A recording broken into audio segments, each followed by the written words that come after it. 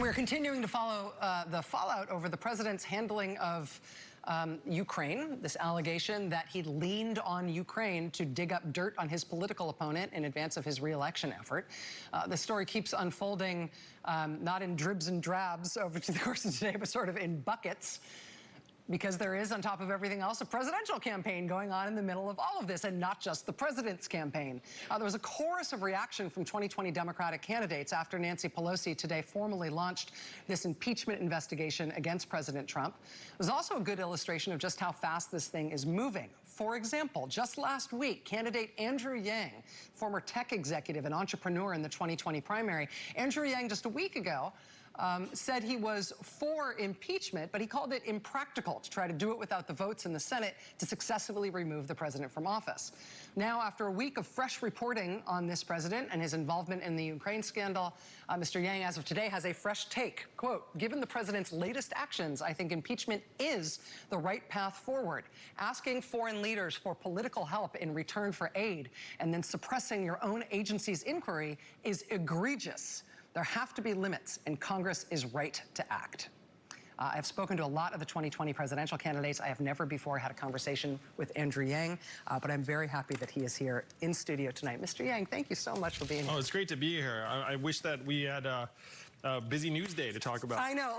Unfortunately, we can just chit-chat for 20 minutes or so because there's nothing happening. I will actually, let me just say this out loud, even though I said this to you off camera. Because we haven't spoken before, I would love to do a long format interview with you where you're here for most of the show.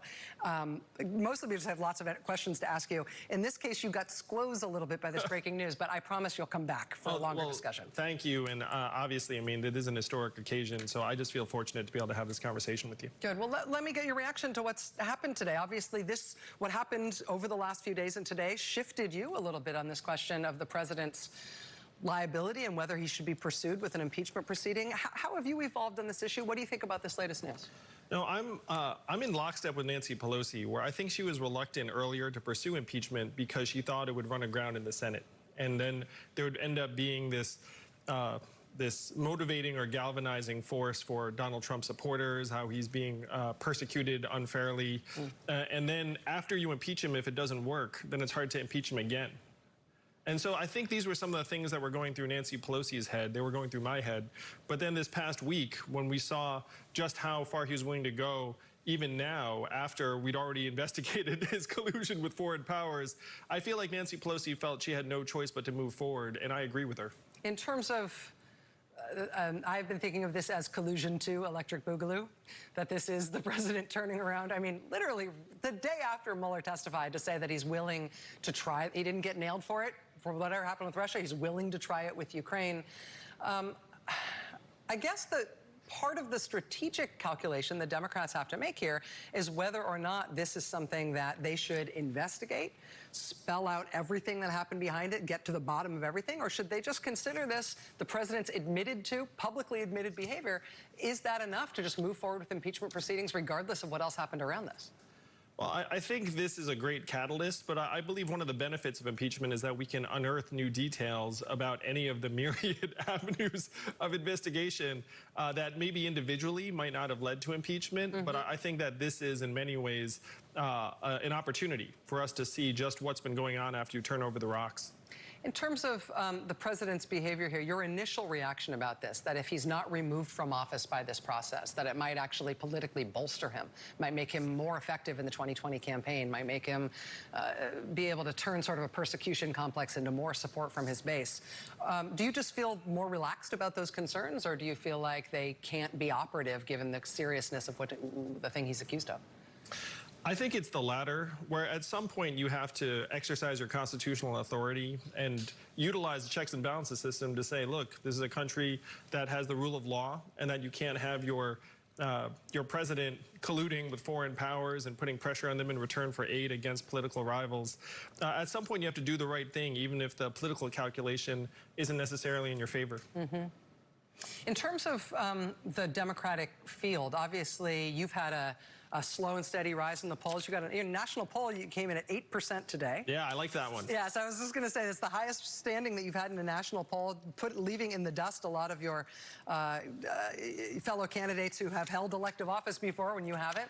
Obviously, you have to be really happy with where your campaign is right now. And I feel like it's been a sort of important stylistic difference in the campaign that some candidates have talked about Donald Trump as being a really singularly bad thing for the country, somebody who sort of hit the country like a lightning strike.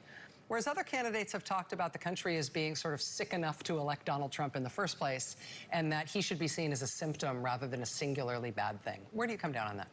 I'm very much in the camp that Donald Trump is a symptom, but he's not the cause of all of our root problems. If you dig in, you see that 78% of Americans are living paycheck to paycheck. We automated away 4 million manufacturing jobs in the swing states. And now 30% of America's stores and malls are closing because of Amazon.